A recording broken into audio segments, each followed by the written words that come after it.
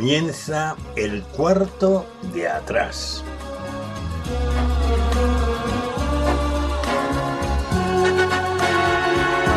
El cuarto de atrás es un tiempo para conversar entre amigos acerca de temas que nos importan. No pretendemos dar sentencias ni valoraciones especializadas, sino aportar las opiniones de personas como tú que se detienen a pensar en asuntos importantes que ocurren en nuestro mundo. El cuarto de atrás abre sus puertas durante una hora para tratar temas de actualidad desde una perspectiva diferente, la mayoría de las veces en tertulia, aunque de vez en cuando también entramos en un tiempo más íntimo y en vez de tertulia es una entrevista. En todo caso, nuestro acercamiento a la actualidad procuramos siempre que sea en perspectiva cristiana, porque esta es una emisora cristiana. Acompañamos el tiempo del cuarto de atrás, o más bien lo sazonamos con 2 o 3 breves pizcas de adobo musical. Preferimos temas de la gran música, también llamada clásica, aunque de vez en cuando escuchamos música de otros estilos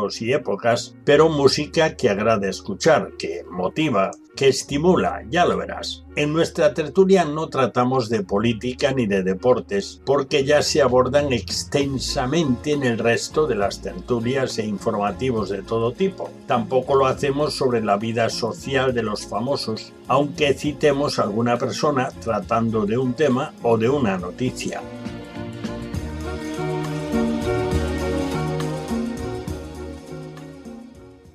Bienvenidos al cuarto de atrás. Abrimos nuestras puertas, como siempre, para comenzar nuestro programa, pero en este caso es el cuarto de atrás de verano. Hoy no hacemos tertulia, pero charlamos también, y eso de forma monográfica. En este caso, hoy charlaremos con Cristian Aguirre. Él es peruano, y vamos a tratar sobre un tema muy discutido, del cual posiblemente has oído hablar: el diseño inteligente. Cristian es ingeniero electrónico por la Universidad de Lima e ingeniero de sistemas por la UNED aquí en España.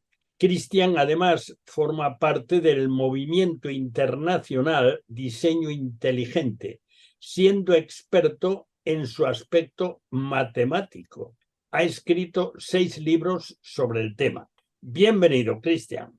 Muchas gracias por la invitación. En el cuarto de atrás siempre sazonamos nuestra charla con 3 piezas escogidas de buena música, a las que llamamos pizcas de adobo musical, y que hoy serán sobre el Salmo 113, un salmo de alabanza a Dios por su grandeza y misericordia, con música de Georg Friedrich Händel, un compositor protestante alemán, nacionalizado inglés, considerado una de las figuras cumbre de la historia de la música, especialmente la barroca, uno de los más influyentes compositores de la música universal. Händel fue el primero que enfocó su música a los gustos y necesidades del público en vez de los de la nobleza y mecenas, que era lo habitual. Marcó toda una época en la música inglesa y fue enterrado en la abadía de Westminster. Y vamos ya con la primera pizca de adobo musical. Se trata del versículo 3 del Salmo 113, con música de Händel, que dice: desde el nacimiento del sol hasta donde se pone, sea alabado el nombre de Yahvé. Escuchemos a la orquesta de cámara inglesa y el coro del Colegio de los Reyes, cantando en latín, dirigidos por Stefan Cleobury, interpretar este tema. Escuchemos.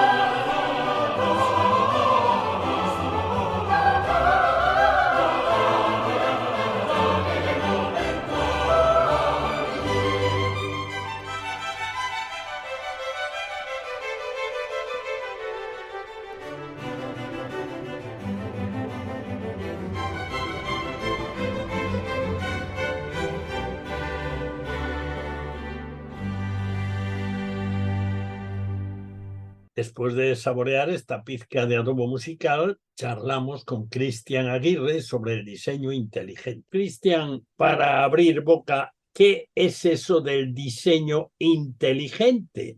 ¿Eso qué quiere decir? ¿A qué se refiere? Bien, es bueno explicarlo porque es una nueva propuesta científica que lo que pretende es señalar de que no todo lo que está en el universo, sus estructuras, la biología, los seres vivos, son fruto de procesos naturales que lo han llevado al ser, sino que hay una inteligencia, un diseñador inteligente. Vamos a ser claros, Dios, que crea estos seres vivientes, estas estructuras cósmicas. Pero claro, me gustaría entrar antes para explicar un poco más el contexto histórico en el cual se engloba el diseño inteligente. Eso es muy interesante, porque en sí las ideas ateas o materialistas han existido desde la noche de los tiempos. Pero cuando llega, por ejemplo, el Renacimiento y luego ya viene la imprenta y el conocimiento comienza por el hecho de que los libros se podían producir de una manera más barata y más accesible a todo el público, la ciencia fue creciendo. Y hubo tiempos, en el siglo XVII, en los cuales la ciencia era el baluarte contra el ateísmo. Es decir, que por la ciencia los seres humanos comprendieron la impronta divina. Pero ¿qué pasa? Que la filosofía, digamos, de ciertos religiosos como un obispo Broussette en Francia o Robert Fillmore en Inglaterra, comienzan a defender la idea de que el cristianismo defiende el absolutismo monárquico, porque se entiende que Dios es un gobernante absoluto, y si Dios es un gobernante absoluto, el rey también tiene derecho a ser un gobernante absoluto. ¿Y qué es lo que sucede? Que ya en el siglo XVIII comienzan a aparecer los filósofos de la Ilustración francesa, pero no solamente de Francia, también de Inglaterra, Alemania, y comienzan a notar de que la religión cristiana, incluso la idea de Dios, apoyaba ese absolutismo monárquico que ellos estaban combatiendo. Ellos querían derogar ese absolutismo, lo que lleva a la Revolución Francesa a fines del siglo XVIII. Entonces, ya en el siglo XIX, después de la Revolución Francesa y de ese aparente éxito de las tesis en las cuales ya no se usaba la ciencia como ariete contra el materialismo, sino al revés, se usaba la ciencia como ariete contra el cristianismo y a su vez contra la idea de Dios. Entonces ya surgieron otro tipo de científicos como Laplace en Francia, que un buen día lleva su libro Mecánica Celeste a presentar a Napoleón. Napoleón lo lee y le pregunta, mira, yo no veo que menciones a Dios en ninguna parte del libro. Y Laplace, de manera displicente, le dice, yo no necesito esa hipótesis. Es decir, yo no necesito la hipótesis de Dios para explicar el universo. Digamos que ese punto de Laplace se multiplica en otros científicos del siglo XIX y en el siglo XX se consolida esa visión de la ciencia, de que la ciencia debe descartar absolutamente toda intervención divina. O sea, no hay intervencionismo, que significa que un creador, una inteligencia, que obviamente consideramos que es Dios, creó estructuras, sino que de alguna manera la naturaleza se las ingeniaría para crear la vida. Allí sale en el siglo XIX, en el año 1859, para ser preciso, el libro de Darwin, El origen de las especies. Y en este libro, Darwin va a presentar al mundo, y muchos lo van a celebrar, entre ellos Karl Marx, por cierto, que existe una manera de explicar de que la vida pudo haber surgido de la materia y que una vez hecha la vida, a través de la selección natural, el tiempo y el azar, hacer de que de alguna manera exista un diseño natural. O sea, que la naturaleza sea capaz, por prueba y error, y según lo que influye el medio, hacer de que las especies vivas puedan no solamente quedarse estáticas, sino ir creciendo en complejidad funcional biológica. Perdón el tecnicismo, pero significa que seres biológicamente más complejos, desde una ameba hasta un ser humano. Hay una diferencia, evidentemente, de complejidad entre una y la otra. Y de esta manera, ese mecanismo darwiniano llenó de satisfacción a muchos que tenían la idea de que la ciencia podía refutar a Dios y haría innecesaria la presencia de una inteligencia divina para la creación del universo o específicamente para la vida, ¿no? Entonces, eso es lo que, digamos, estaban contentos. ¿Qué es lo que pasa en el siglo XIX? Perdón, en el siglo XX ya. En el siglo XX, ¿qué es lo que sucede? Pues al final del siglo XX, o sea, ya en nuestras vidas, muchos de los que estamos viendo que tienen por lo menos ya varias décadas de vida, ha sucedido cerca, encontramos un libro de Michael Denton en los años 80, en el cual se llama La evolución, una teoría en crisis. Hasta ese momento, pocos se habían atrevido a cuestionar la teoría evolutiva darwiniana, o el neodarwinismo, que era la versión moderna, o teoría sintética, como lo llaman también. Y de pronto encuentran un libro con muchos argumentos muy poderosos que comienza a cuestionar, a poner en tela de juicio esos dogmas tan amados y tan asumidos por muchas personas de la ciencia. Luego, Philip Johnson en el año 91, perdón, publica Darwin a juicio. No sé si habrás visto ese libro. Pues bien, este libro ahonda más, él era un abogado, y de alguna manera en su sistema legal hace un juicio a Darwin sobre sus ideas y sus postulados. Y en los años 90, a principios de los 90, Philip Johnson agrupa a un grupo de científicos que no estaban por la labor de defender el materialismo naturalista y comienzan a reunirse. Entre ellos estaba William Dembski, un matemático, Michael Behe, un bioquímico, estaba Stephen Meyer, otro matemático filósofo, estaba también Paul Nelson y muchos otros más. La lista es más o menos grande. Y ahí ya forman en Estados Unidos un movimiento que se llama el movimiento del diseño inteligente. Lo que pretende decir el diseño inteligente es que la ciencia no puede rechazar la injerencia de una inteligencia en la creación, que existen formas matemáticas, físicas y biológicas de inferir inteligencia y que la naturaleza no es capaz, salvo ciertas cosas y ciertos procesos, de organizar la vida. No puede. Hay un abismo, no solamente uno, hay muchos abismos en todo el proceso, desde la aparición de la vida, supuestamente de la materia inerte, hasta el ser humano actual y su conciencia y su alta inteligencia, que es capaz de plantearse en su mente todas estas cosas. Entonces, hay formas matemáticas. Yo pude participar también en esto porque en el año 96 hice un estudio. Yo en esa época desconocía absolutamente, no sabía nada de la existencia del movimiento del diseño inteligente. En esa época, los años 90, el Internet ya existía, pero todavía era, pues, digamos, muy pocos tenían Internet. Y en esa época no lo tenía. Y tampoco tenía forma de enterarme si existía este movimiento o no. Pero bueno, hice un estudio, entre ellos muchas ideas, y una de ellas era justamente lo que yo llamaba complejidad mínima funcional. Y precisamente en el año 96, Michael Behe, que este bioquímico que mencionaba antes, escribió un libro que se llama La caja negra de Darwin, y hablaba precisamente de ese concepto que él llamaba complejidad irreductible. O sea, ¿qué significa esto de complejidad irreductible? Vamos a explicar. Significa que todos los aparatos, todos los mecanismos que funcionan, cumplen una función y tienen hasta una mínima complejidad, necesitan una determinada cantidad de componentes para que pueda funcionar. Es decir, funciones distintas tienen que agregarse una a una hasta que llegue una complejidad mínima necesaria para que pueda funcionar. Por ejemplo, el corazón humano. El corazón humano empieza a formarse desde el mismo momento de la concepción que empiezan a dividirse las células. 2, 4, 8, 16, 32 células y así sucesivamente, pero no empieza a latir, es decir, no llega a su complejidad mínima funcional hasta 2 semanas después de la concepción. Y así podemos hablar de los pulmones, del hígado, de los riñones, del cerebro, etcétera, etcétera. Bueno, el cerebro incluso ni siquiera eso, porque el cerebro se sigue desarrollando años después del nacimiento del ser humano, o sea que el cerebro tiene todavía mucho recorrido.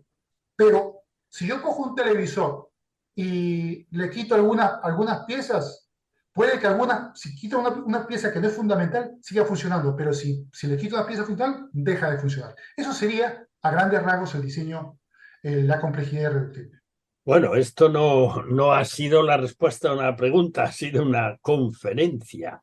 En realidad hay algo que seguramente muchas personas han oído hablar, por ejemplo, de Galileo Galilei. Y Galileo Galilei, el científico conocido como el padre de la ciencia moderna, este hombre en su día dijo que Dios se había revelado en dos libros. La Biblia, que presenta su carácter y sus propósitos, y la naturaleza, que presentan su sabiduría y su poder. Es muy interesante que los científicos de aquella época, como Galileo, como Newton, por ejemplo, pues buscaban saber qué hizo Dios, qué bárbaro, qué cosa, qué asombro. Y sin embargo, ahora parece que ha habido un cambio de perspectiva. Hace muy pocos días aparecía un artículo en toda la prensa del mundo, porque a esto se le da mucha publicidad, que el nuevo telescopio espacial, el James Webb, había descubierto algo en galaxias muy antiguas en un sistema protoplanetario. Decían que, bueno, pues eso parece uno de los compuestos con los que se inicia la vida. ¿Tú cómo ves eso, Cristian?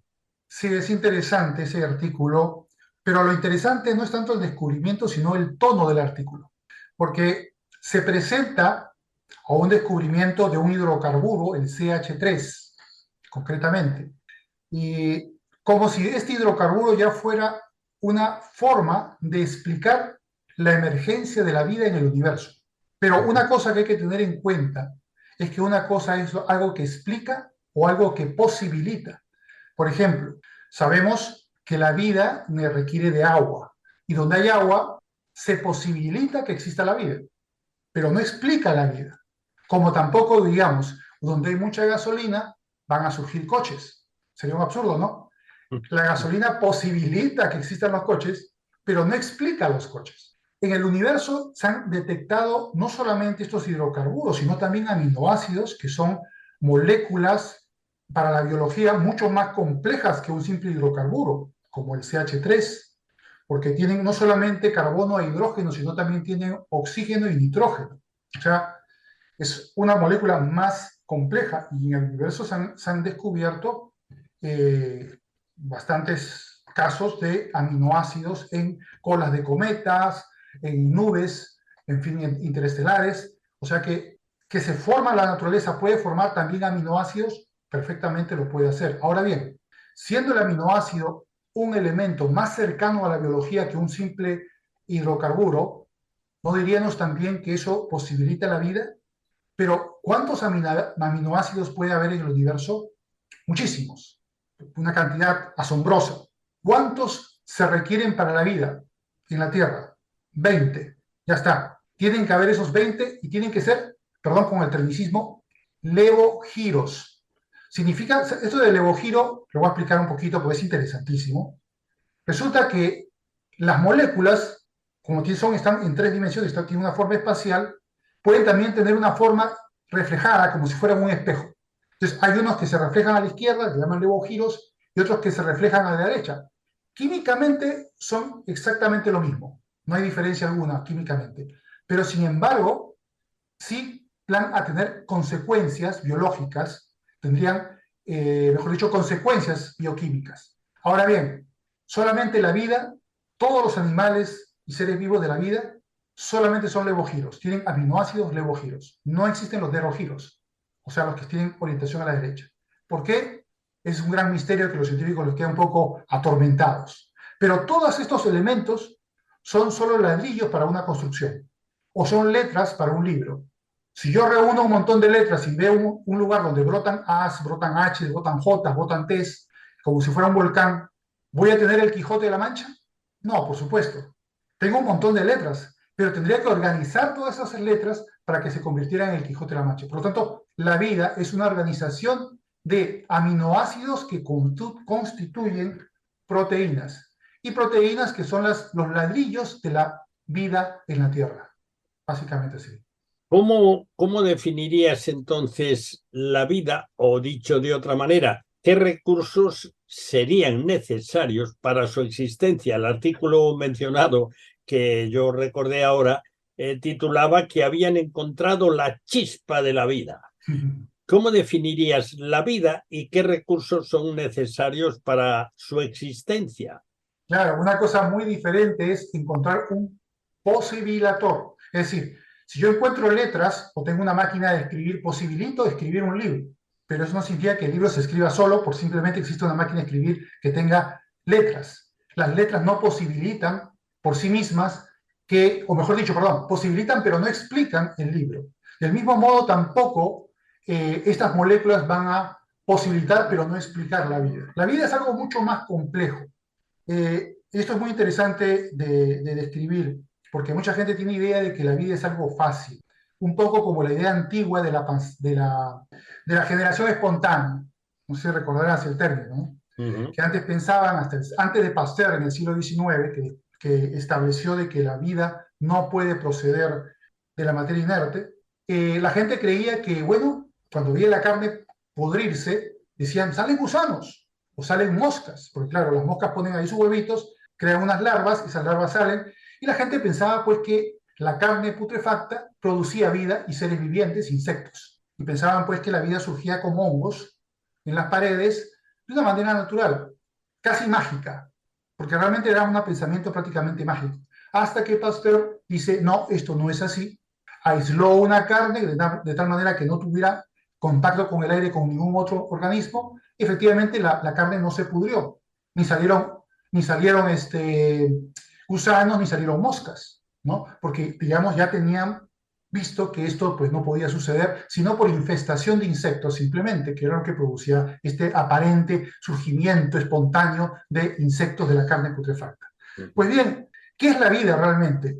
Hay una cosa interesante que hizo el científico y matemático von Neumann en mediados del siglo XX, uno de los grandes que junto con Alan Turing sentó las bases de la informática moderna, de los sistemas informáticos y los computadores. Pues von Neumann hizo también una investigación matemática para saber qué era lo que se necesitaba para que una estructura pudiera autorreplicarse.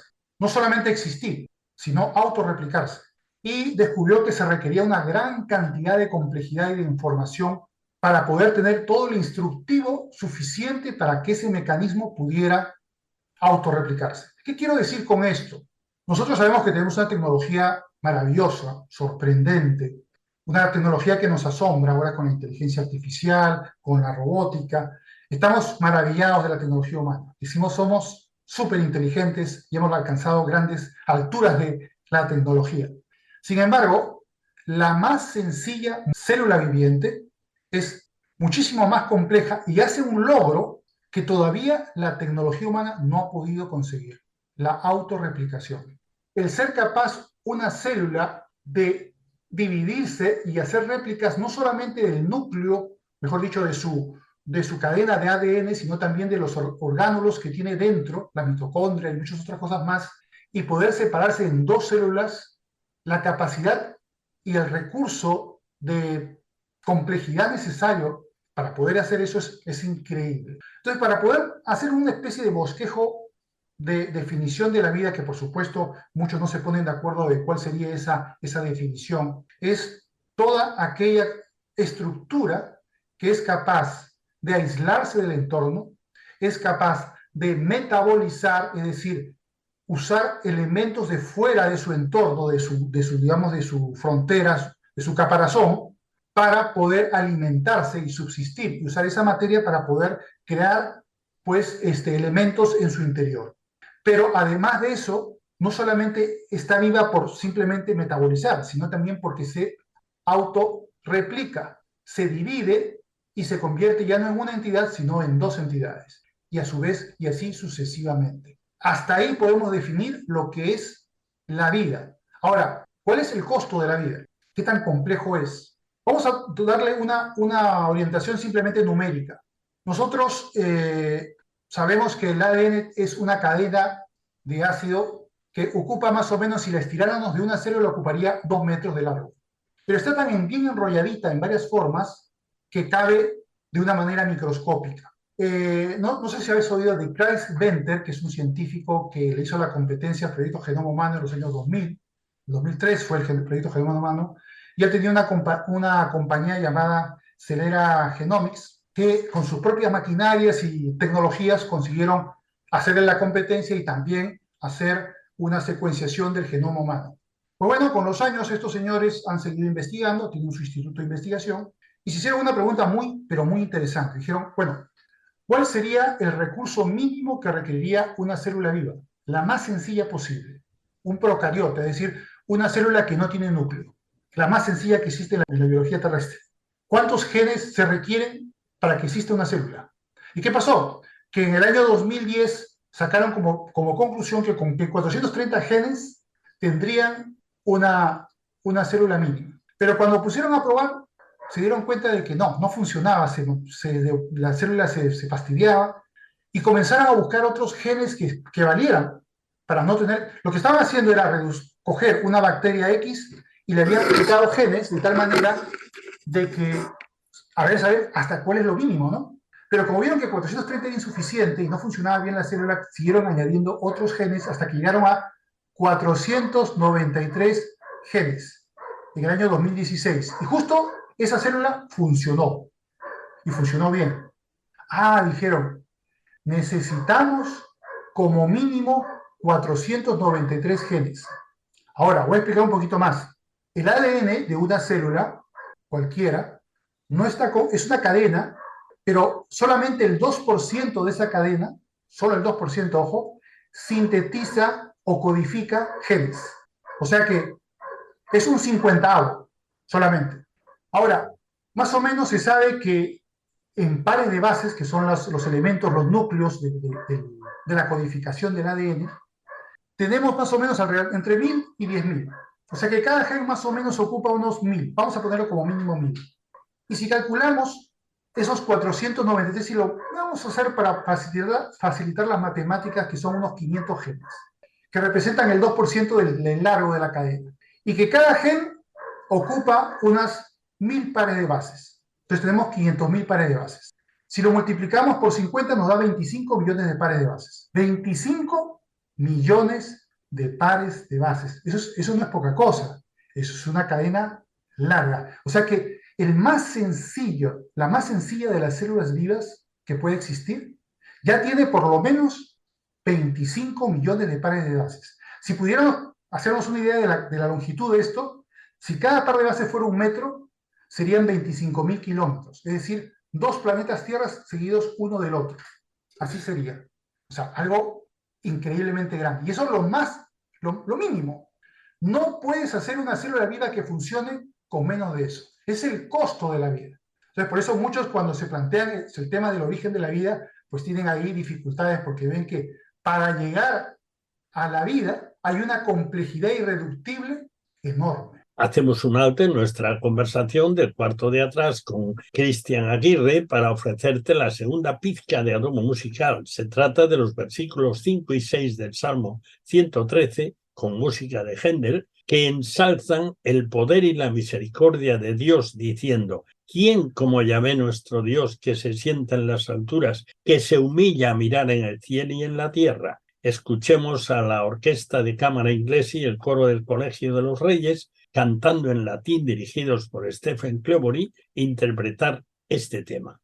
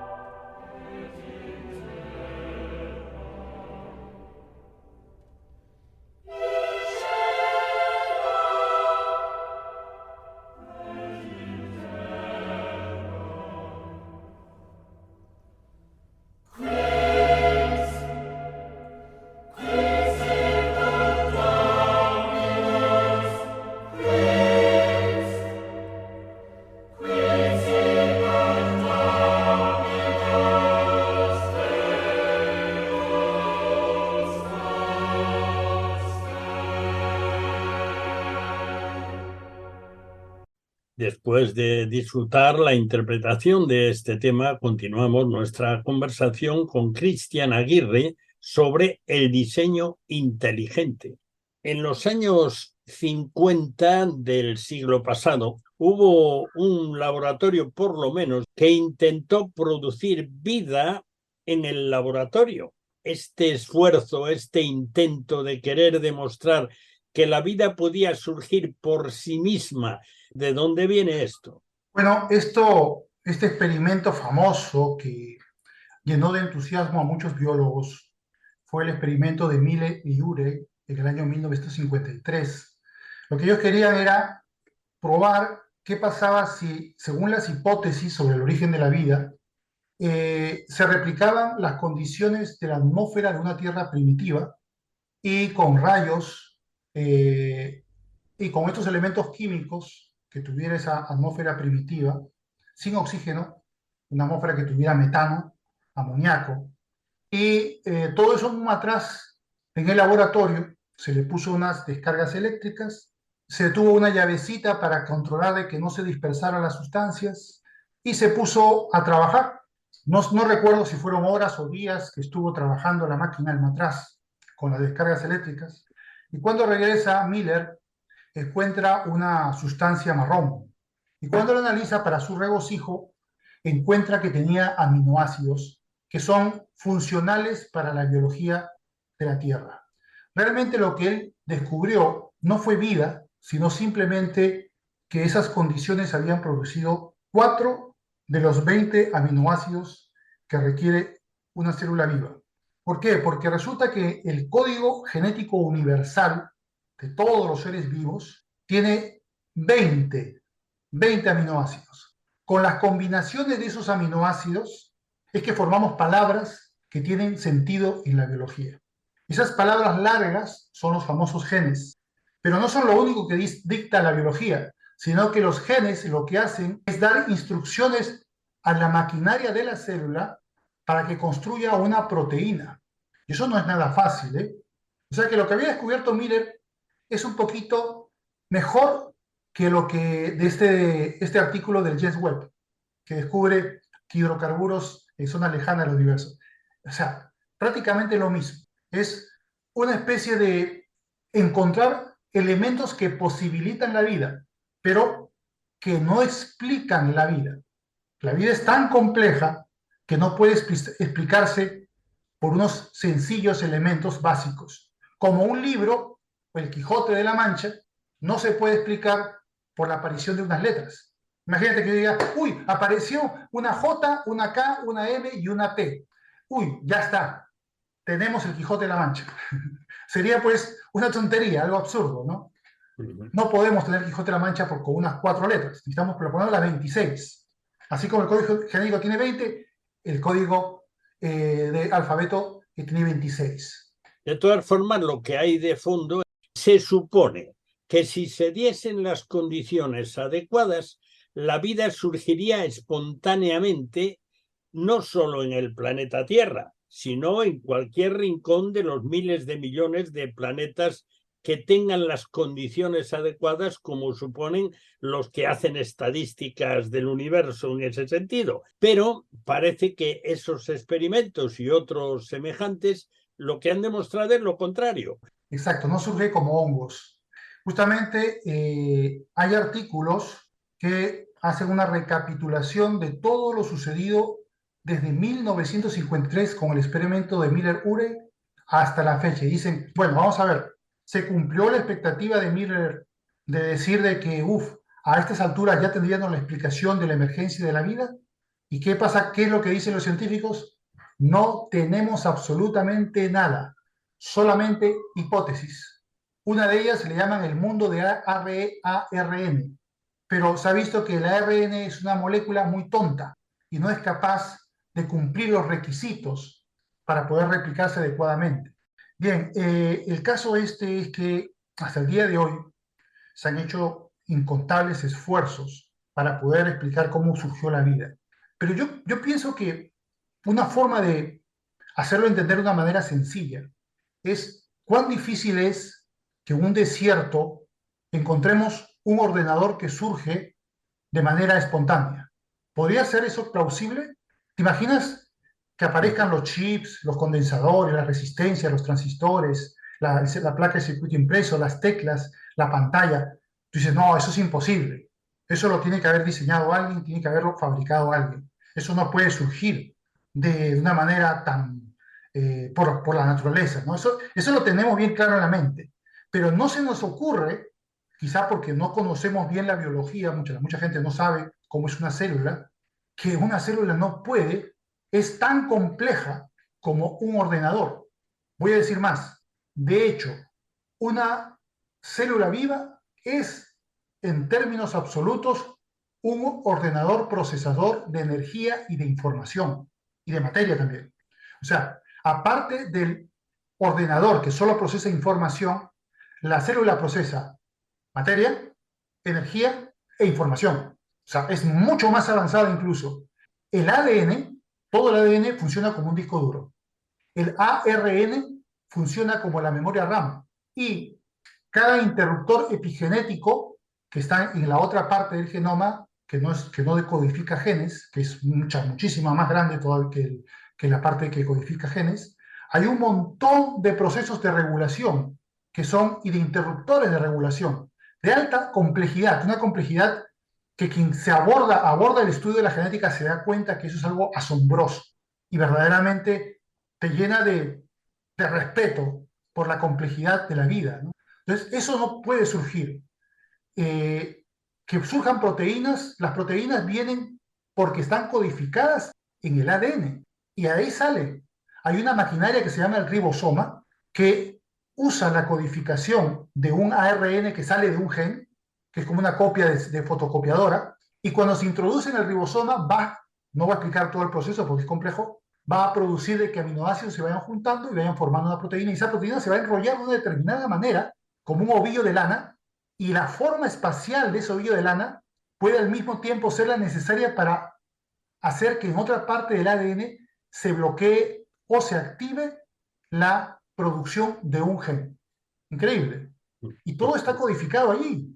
Pero en realidad lo que hay de fondo es demostrar cómo sea en la investigación astrofísica, en la investigación en laboratorio, en la investigación biológica, vamos, que es lo que se hace en laboratorios principalmente, lo que es como que tiene de fondo la siguiente intención: demostrar las palabras de Stephen Hawking en uno de los últimos libros, el último más conocido, que es El Gran Diseño, es que concluimos sin haber demostrado absolutamente nada más que una serie de lo que él llama fortuna, de que el sistema solar de tal manera, la Tierra de tal manera, la atmósfera de tal manera, vamos, que todo se ha reunido para que sea tan magnífico, para que aquí haya vida. Y él dice, bueno, concluimos que para que exista el universo y la vida no hacía falta Dios.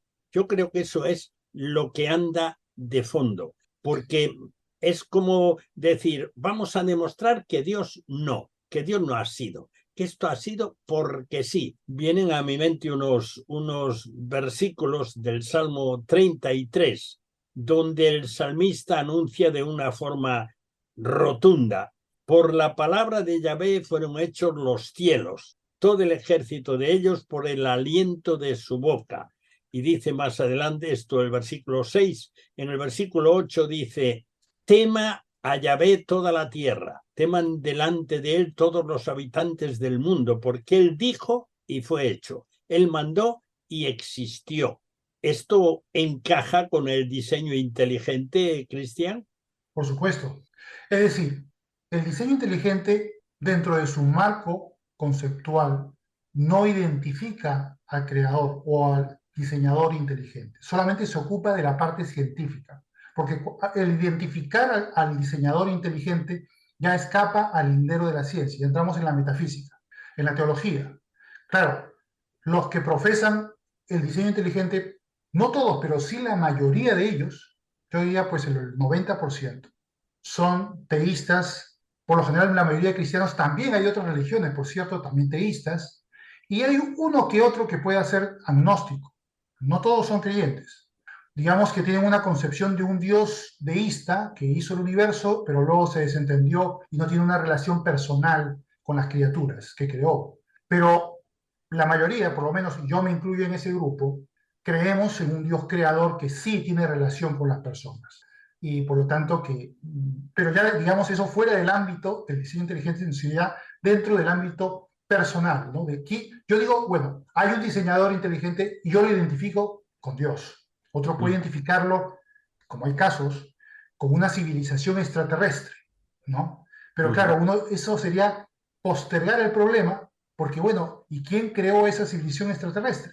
Ahora bien, ahí también entra la presión de algunos. Dicen, bueno, sí, lo hizo Dios. ¿Y quién creó a Dios? Pero lo que está es violando la definición de Dios. Dios precisamente es un Dios que no es contingente, es un Dios necesario, un ser que no necesita de otras cosas para existir. Por lo tanto, no tiene por qué tener un creador, es un absurdo, ¿no? Pero bien, son esas las ideas que se manejan en relación al diseño inteligente, pero sí hay una compatibilidad absoluta. Es decir, que me estás diciendo que el diseño inteligente es desde dentro de la ciencia, digo yo que es por ahí la idea, desde dentro de la ciencia demostrar que lo que se está diciendo no es correcto, que lo que se está afirmando acerca, por ejemplo, del surgimiento de la vida o de cómo llegó a haber una complejidad tan asombrosa, pongo por caso en el oído humano, en el ojo, que ha habido un diseño, que ha habido una planificación, un desarrollo, y eso estaba, bueno, como de la mesa de un ingeniero sale un plano, el diseño de una máquina, y después esa máquina se fabrica siguiendo ese diseño. Es cierto, es cierto. Una de las grandes acusaciones que se tienen contra los que defienden el diseño inteligente es acusarlos de hacer apología religiosa, concretamente apologética cristiana. Porque claro, como el creacionismo recoge al diseño inteligente en su seno para, digamos, confirmarse bajo las premisas científicas del diseño inteligente, los materialistas acusan, se saltan como tigres para decir, ah, ¿ves? Si ellos te defienden es porque tú lo que estás haciendo en el fondo no es ciencia lo que tú haces, sino religión. Y no es verdad, eso no es cierto. Es una acusación muy común, pero no es cierto. Al margen del uso que podamos darle cada quien a los postulados del diseño inteligente, el diseño inteligente se sostiene por consideraciones estrictamente científicas. La propuesta de Darwin de la selección natural no explica la emergencia de la vida, que eso nunca lo puedo lograr porque no existe selección natural para la vida, porque para que emerja la vida tendría que ser una evolución química, y no es el caso. El mecanismo darwiniano solo aplica para la vida una vez que ésta existe y se replica de manera imperfecta. Esas imperfecciones, esas mutaciones, esos errores son lo que ellos pretenden coger para explicar de que pueden surgir genes nuevos y nueva complejidad biológica que explique que una ameba se convierta en un elefante. Hay un momento muy conocido y que incluso Darwin se refiere a él en su obra. Hay un momento muy conocido que es ese que se le llama la gran explosión cámbrica, ese momento en el que de repente aparecen toda clase de animales de todo tipo y sin embargo desde la teoría en la que se sigue a Darwin o en el neodarwinismo, pues afirman que sí, que de unos fueron surgiendo otros, es decir, que las diversas especies no empezaron por sí mismas como especies independientes, sino que fueron surgiendo de otras especies anteriores. Ahora, uno de los problemas prácticos reales que se encuentran, aparte de ese amontonamiento repentino, es que nunca se ha encontrado la transición de un animal a otra clase de animal que ha surgido de él. Eso nunca se ha encontrado. Ahora, en ese terreno también trabaja el diseño inteligente. Bueno, eso es ya no hablamos ahí de un razonamiento. El diseño inteligente es generalista, no se ocupa de un determinado momento de la historia de la vida. Pero lo que has mencionado es uno de los que el gran evolucionista Simpson llamaba el gran misterio en la historia de la vida. Porque efectivamente, la explosión cámbrica se llama explosión porque hace 540 millones de años, de pronto, del precámbrico al cámbrico aparecen una explosión de complejidad biológica, un montón de animales. Según un paleontólogo, Paul Chen, dice que eran alrededor de 50 filos. Un filo es un plan de diseño animal distinto. Por ejemplo, nosotros pertenecemos al filo de los cordados, los peces, los animales anfibios, los marítimos, los terrestres, todos somos del mismo filo. Pero aparte de nuestro filo, que nos pareciera que es todo, hay otros filos que son otros planes de diseño animal distintos. Hoy en día hay como 12. Pues todos esos 50, que muchos de ellos ya han desaparecido, obviamente, aparecieron, ¡pum!, de golpe. Y claro, ahí está el gran problema. Dicen, ¿cómo pudo surgir? ¿Qué tiempo tuvieron en un periodo tan corto de 10 millones de años que equivaldría al 2% de la historia de la vida? Toda la vertiginosa complejidad de la vida de pronto aparece. Eso es Génesis 1 a gritos. Ujú. O sea, no hay manera de... Ellos dicen, ah, no, la fauna ediacara, anterior en los fines del precámbrico. Pero la fauna ediacara son de miserables seres microscópicos. Pero los seres macroscópicos y complejos, con ojos complejos, surgen en el momento de la explosión cámbrica, en un tiempo tan corto que, claro, cualquier evolucionista que se precie y quiera honestamente analizar el punto, tiene que admitir de que eso es prácticamente insalvable. No prácticamente insalvable, insalvable. Oye, una pregunta más. Ahora sí que el tiempo ya se nos está yendo, pero hay una pregunta que siempre me ha parecido muy interesante. Es el hecho de que, según nos dicen los expertos, y yo no leo nada más, ¿no? Dicen que por medio del carbono 14 se puede averiguar la antigüedad de algo hasta aproximadamente un margen de algunos miles de años, más o menos 50.000 años, un poco arriba, un poco abajo. ¿Cómo se averigua la antigüedad de una roca a la que se le atribuyen miles de millones de años? ¿Eso cómo se averigua? ¿De dónde lo sacan? ¿Cuál es el origen de esa medida? Por ejemplo, la datación uranio-plomo. Resulta de que el uranio se va convirtiendo en plomo con el tiempo, tiene una vida media y cada vez, según la tasa de plomo que encontremos en la roca, podemos hacer un cálculo de cuán antiguo es. Sin embargo, todo eso depende de suposiciones. ¿Cómo sabemos cuál fue la tasa inicial de la roca en cuanto a uranio y plomo? No sabemos. Entonces estamos haciendo una suposición.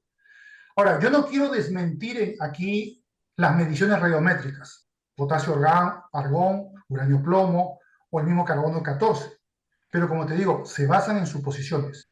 A pocos miles de años hay forma de comprobarlo porque hay otras mediciones que te permiten saber la antigüedad, el anillo de los árboles o las barbas de los lagos o los testigos de hielo. Entonces hay otras maneras que puedes tú calibrar, más o menos saber. Pero el carbono 14 no te lleva a una antigüedad muy grande, como tú bien has dicho, alrededor de 50.000 años, como mucho y con mucho margen de error. A pocos miles de años los márgenes de error son mucho más pequeños. Pero de las mediciones radiométricas de gran data de antigüedad, como potasio, argón, uranio, plomo, pues son muy hipotéticas, ¿no? Y se han descubierto que algunos con carbono 14 o con otra medida son mucho más jóvenes y sin embargo, según la medición radiométrica de potasio, argón, es de 200 millones de años. Entonces, ahí hay que tomárselo con pinzas. No quiero desmerecer, digamos, esta ortodoxia científica, pero tiene sus problemas. Hay que reconocer de que no, en antigüedades, voy a meter la pata y bastante. Y como hay gente que simplemente lee el artículo y lo dice chicheño, lo creo y se acabó, pero resulta que cuando tú lees la literatura científica de mayor nivel, te das cuenta de que no es así. Por ejemplo, si tú lees el libro de Javier San Pedro, de Construyendo a Darwin, dice unas cosas. Él empieza su libro diciendo, antes callar que dar argumento a los creacionistas. Porque cuando tú das un argumento de algo que sucede en la ciencia, que descubre que es difícil para la teoría evolutiva, se levanta una cruz. Pues bien, el libro de Javier San Pedro es un auténtico camposanto. Está lleno de cruces. Yo lo he usado muchas veces para muchos de mis libros porque dice unas cosas que verdaderamente son fabulosas para el tema del diseño inteligente, porque te lo está diciendo en tu cara lo está reconociendo, pero claro, eso dice Javier San Pedro a un grupo de élite en un libro especializado. Pero cuando escribe para Muy Interesante, dice otra cosa muy diferente. Por eso te digo que las Ya, ya. publicaciones del público no son lo mismo que la electrónica científica verdadera. Hay otra cuestión que tiene que ver con las dataciones, inevitablemente tiene mucho que ver, y es el tema de la velocidad de la luz. Aún estos días salía un artículo también de divulgación, pero de procedencia científica, donde decían que se está dudando mucho de cómo fueron los procesos iniciales en la formación del universo en cuanto a la velocidad de la expansión o no, o que si hubo distintas velocidades. Total, que cuando se localiza una galaxia o unas galaxias, como está pasando ahora con el James Webb, que está localizando pues distancias, por decirlo así, basándose en la velocidad de la luz y en cómo eso se mide, que tiene muchos peros por el medio, porque, en fin, según lo que descubrió el señor Einstein, pues no sé, y todavía no se sabe bien qué es eso de la gravedad, que todavía hay muchas dudas al respecto, pues resulta que se han descubierto distancias que no debían de estar ahí, no debían de estar, antigüedades que no podía haberlas. Es decir, lo que, claro, yo no soy un científico, pero me gusta muchísimo la astrofísica. Lo que me da a mí la impresión es que también ahí hay un horror a que cualquier despiste deje al aire, oye, ¿y si Dios?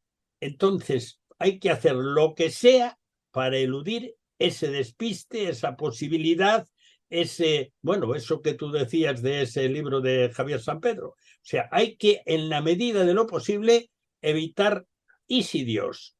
Porque eso que se había recibido, heredado de los primeros grandes científicos en los siglos XV, XVI y XVII, pues resulta que se ha echado al rincón y se ha dicho, no, deja a Dios en paz, que no nos hace falta Dios para descubrir todo lo que sea.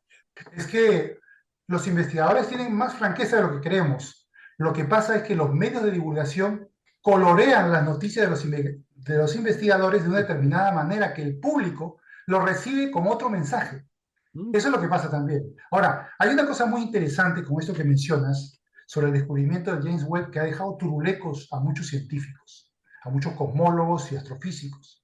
Porque, ¿qué pasa? Que ellos, de acuerdo a la teoría clásica del Big Bang, que yo no digo que sea falsa, pero puede que no sea exactamente así como se piensa, y está hoy en día en revisión, ellos se supone que cuando tú ves más lejos, estás viendo también más lejos en el pasado, ¿no es verdad? La cosa es que lo que quieren ver es las primeras galaxias del universo, desde el Big Bang, ¿no? Pues bien, ellos esperaban ver pues unas galaxias muy poco formadas, muy jóvenes, ¿no? Pero muy jóvenes, y se dieron con la sorpresa que en lugar de tomar la foto y ver a unos bebitos, veían a unos garifaldos con bigote y con barba. O sea Y que, pelo blanco. o sea, y pelo blanco encima, o sea, con canas. Y Sí, dijeron, sí. ¿cómo es posible esto? ¿No? ¿Cómo es posible que veamos galaxias tan antiguas, formadas, tan lejos y tan cerca del principio se supone, del universo? Ahora, esto pareciera, yo no quiero aquí, incluso quería escribir un artículo sobre este punto, ¿no? Pero es con cierto cuidado, ¿no? Pero pareciera esto ser una especie de explosión cámbrica cosmológica, que las galaxias y estas estructuras cósmicas no sean producto de desarrollos, sino de una creación por fiat. Y por fiat significa hágase, o sea que directa. ¿Qué pasa? Yo creo, y esta es una opinión personal mía, que el universo es una composición de estructuras formadas a través del tiempo, pero también de estructuras creadas por fiat. Es decir, que Dios creó de un golpe y porrazo. No tuvieron estado de transición. Cuando tú analizas el registro fósil, y eso lo vio el gran Gould, este arqueólogo que ya murió hace muchos años, Stephen Gould, pues él decía, él sacó con Eldredge una teoría que se llama equilibrio puntuado. ¿Por qué decía el equilibrio puntuado? Porque decía que todo está en equilibrio, las especies no cambian y de pronto hay una catástrofe y ¡pum! de pronto hay otras especies. Lo que dice el Salmo 4 en un verso, ¿no? No recuerdo bien cómo dice, pero dice, les turbas, son muertos las especies, y luego vuelves a crear la vida de nuevo. Algo así. No recuerdo bien el tema del verso del Salmo 104, pero es un salmo extraordinario porque le llaman el segundo Génesis, porque te da una serie de descripciones que tú dices, bueno, ¿de dónde sacó David estas ideas, ¿no? Pero obviamente de parte de Dios, ¿no? Porque hay revelación ahí justamente de lo que dice el registro fósil, de esos cambios abruptos, grandes periodos estables seguidos de grandes catástrofes, disrupciones totales y nuevas especies. Y eso, ¿cómo lo explicas? A través de un término evolutivo, lo llamaban equilibrio puntuado, pero eso es ponerle un nombre a un enigma. El tema es muy interesante, muy interesante. Damos muchas gracias a Cristian Aguirre por acercarnos de forma entendible una introducción al diseño inteligente. Muchas gracias. Antes de cerrar el portón del cuarto de atrás, te ofrecemos la tercera pizca de adobo musical del Salmo 113 con música de Händel. Se trata del versículo 9, que dice, él hace habitar en familia a la estéril que se goza en ser madre de hijos. ¡Aleluya! Escuchemos la orquesta de cámara inglesa y la solista del coro del Colegio de los Reyes, cantando en latín, dirigidos por Stephen Cleobury, interpretar este tema. Escuchemos.